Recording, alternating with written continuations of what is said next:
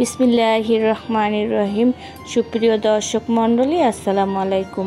আজকে আমি আপনাদের মাঝে নিয়ে এসেছি অন্যরকম একটা ভিডিও, যা হচ্ছে রুম ট্যুর। আর আজকের রুমটা হচ্ছে ঈদ স্পেশাল রুম ট্যুর। আর ঈদে আমরা কিভাবে রুমটাকে সাজিয়ে গুছিয়ে নিয়েছি, এটা আপনাদের সাথে শেয়ার করব।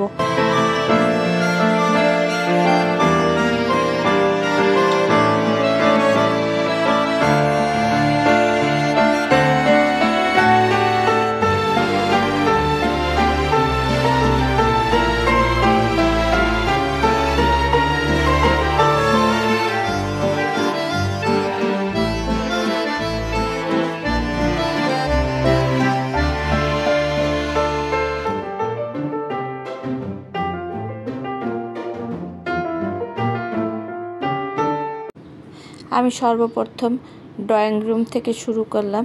ড্রয়িং রুমটা কী দিয়ে সাজিয়েছি, আমি এখানে সোফার কভারটা দিয়ে নিয়েছি সবুজ কালারের সোফা, সাথে কুশন দিয়ে নিয়েছি। আর সবুজ কালারের মধ্যে সামান্য ঘিয়া কালারের প্রিন্ট আছে। দেখুন, আমি এই সোফার কভারটা দিয়ে সাজিয়ে নিয়েছি। পাশে নিয়েছি একটা ফুলের টব, এরপরে কম্পিউটার টেবিল, পাশে আর দুইটা সোফা দিয়ে নিলাম।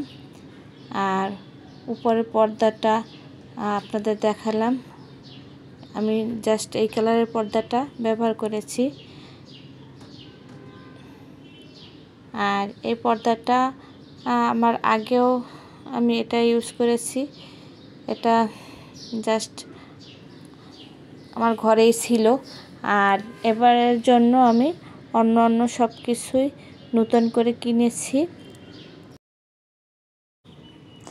এরপরে আমি আপনাদেরকে নিয়ে যাব বেসিংয়ে। আর বেসিংয়ে আমি কী দিয়ে সাজিয়েছি সেটা আপনাদের সাথে শেয়ার করব। বেসিংয়ে আমি দিয়ে নিয়েছি সিরামিক্সের বাথরুম সেট। এরপরে আমি এখানে কক্সবাজার থেকে শামুকের মালা নিয়ে এসেছি, এটা দিয়ে দরজাটা সাজিয়ে নিয়েছি। এরপরে টুকটাক ফুল দিয়ে সাজিয়েছি। আর দেওয়ালে সাজিয়ে নিয়েছি ফুলদানি, আর ফুলদানিতে ফুল দিয়ে নিয়েছি।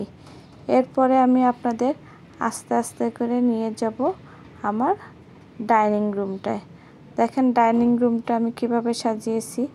আর ডাইনিং রুমের জন্য আমার মেয়ে সুন্দর করে নতুন ডাইনিং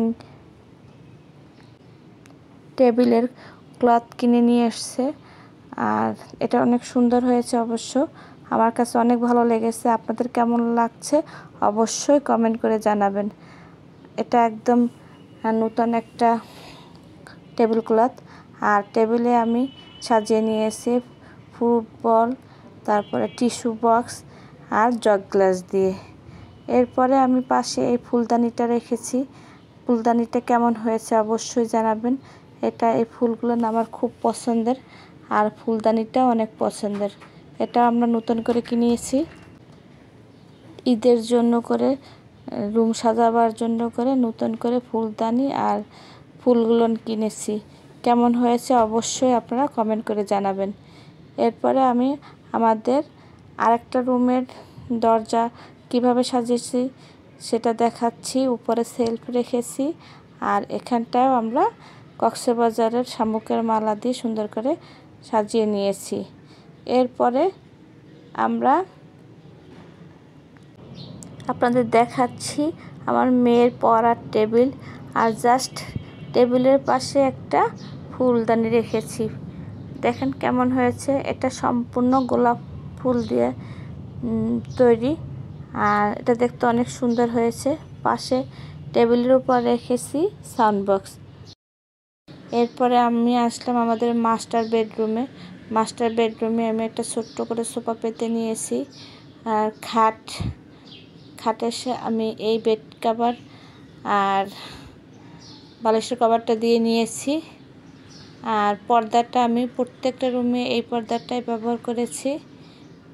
পর্দাটা দেওয়ার হয়ে গেলে দেখানো হয়ে গেলে আমি অন্য সব কিছু দেখাবো। আমাদের বেডরুমে একটা এসি লাগানো আছে, এটা আপনাদের আগেও আমি দেখাইছি। আমার মেয়েরা টুকটাক সাজিয়ে নিয়েছে। চার তারা দিয়ে এটাও দেখাই নিলাম। এরপরে আপনাদের আমি দেখাচ্ছি বেডরুমের আশেপাশে সব কিছু।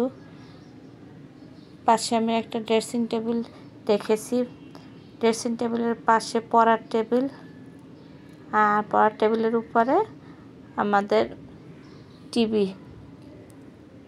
সব কিছু আপনাদেরকে অল্প অল্প করে দেখাই নিচ্ছি। আর দেখুন আমার মেয়ের কত বই, বাবারে বাবা, এত বই কীভাবে পড়ে জানি না, কীভাবে মাথায় রাখে। এরপরে আমি গেলাম ব্যালকনিতে। দেখুন আমাদের ব্যালকনিটা কত বড়। আর জাস্ট রাতের বেলা ভিডিওটা করেছি দেখে বাহিরের দৃশ্যগুলো না তো ভালো দেখা যাচ্ছে না।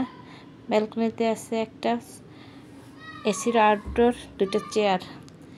এরপরে আমি চলে আসলাম আমাদের অন্য একটা বেডরুমে। আর এই বেডরুমটা আমি সাজিয়ে নিয়েছি ওই একই পর্দা দিয়ে। এই পর্দা দেওয়া হয়ে মানে একই পর্দা আমি সব রুমেই ইউজ করেছি। এরপরে আমি এখানে আর একটা অরেঞ্জ কালারের বেডশিট পেতে নিয়েছি খাটে। বেডশিট আর বালিশের কভার। দেখুন আমার এই বেড কভারটা কেমন হয়েছে অবশ্যই জানাবেন কমেন্ট করে। আর আমি রুমটা আস্তে আস্তে আপনাদেরকে ঘুরাই দেখাচ্ছি। দেখুন কিভাবে আমরা সাজিয়ে নিয়েছি। আর এভাবে আমি এই বেডরুমটা টুকটাক সাজিয়ে নিয়েছি। এখানে একটা ছোট্ট ওয়ার্ড্রপ, আর তার পাশে আলমারি, আলমারির পাশে আমার আর একটা ড্রেসিং টেবিল, আর ড্রেসিং টেবিলটার পাশে একটা আমার সেলাই মেশিন আছে দরজার পাশ দিয়ে। তারপরে আছে আর একটা ওয়ার্ড্রপ। আর এই রুমটা জাস্ট এভাবে আমি গুছিয়ে নিয়েছি।